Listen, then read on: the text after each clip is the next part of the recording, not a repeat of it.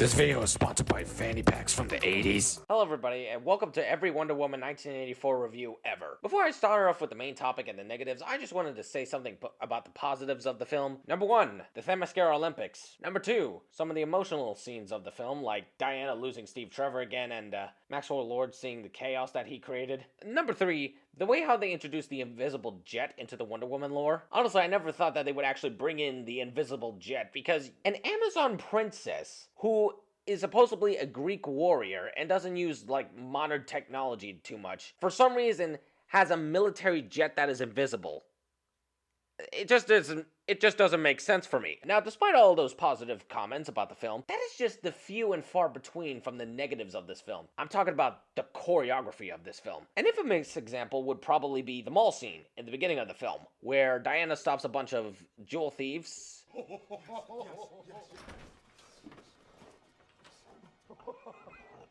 And as you can see in this sequence, it's basically the equivalent of watching Lazy Town, but in a way it's not. Hey!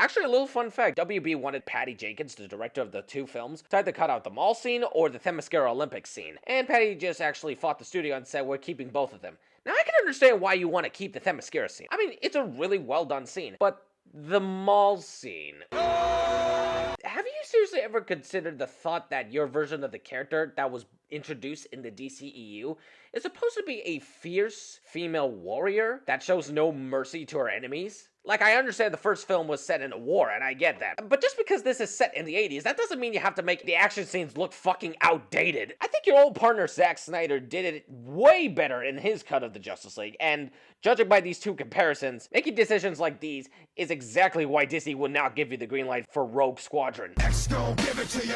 Fuck, wait for you to get it on your own. X gon' deliver to you. So now that's all out of the way, I want to discuss the real topic of this video. Throughout my skills as a detective, I have finally discovered that Wonder Woman 1984 was probably intended to be a Christmas movie. And I have provided 3 pieces of evidence to support my case for this abomination. The first piece of evidence would have to be the release date of the film. Originally, the film's release date was supposed to be November of 2019, then they changed it to June of 2020, then August, then October, and finally, it stopped around December 25th. My second piece of evidence would have to be the theme of this movie. For those who didn't watch Wonder Woman 1984, there's this MacGuffin in the film called the Wishing Stone, which grants people wishes, however, it comes with a negative outcome. For example, in the beginning of the film, Diana managed to subconsciously wish her boyfriend back. However, by doing that, she sort of kind of loses her powers for a bit.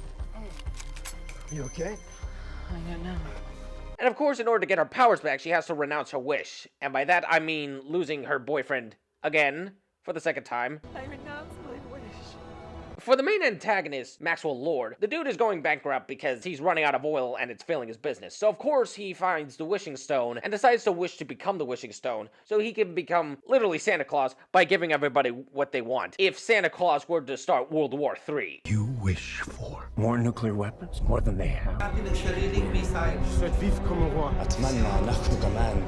So the moral of this film is the be careful what you wish for trope. And finally, by the end of the film, when Diana actually convinces Maxwell Lord to renounce his wish and everybody's wishes, I renounce my wish! the scene cuts to a Christmas-themed area, which is snowing. Honestly, I can't really tell if this was the principal photography or it was the last-minute reshoots. I mean, of course, why wouldn't it be reshoots? I bet that Patty sort of like took the look at the principal photography and noticed the moral, and she like, hey, I'm gonna do some reshoots, add an additional photography of the scene where it's snowing. I'm gonna be like, oh yeah, let's make it Christmas. Yeah, so with all these pieces that I have presented onto the table, I kind of rest my case. I mean, honestly, I thought this was just a really fun Christmas video to make of a superhero film that I disliked to the bottom of my core. But just so we're clear, this isn't the only superhero film that I disliked. And you'll bet your ass I'm probably going to be making that video. Anyways, thank you for watching the video. If you enjoyed it, please subscribe to the channel. It really helps out.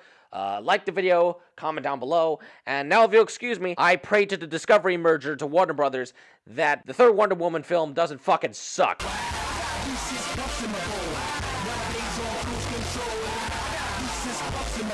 Just like that, I'm on the road. Reese's Puffs, flavor, chocolate flavor.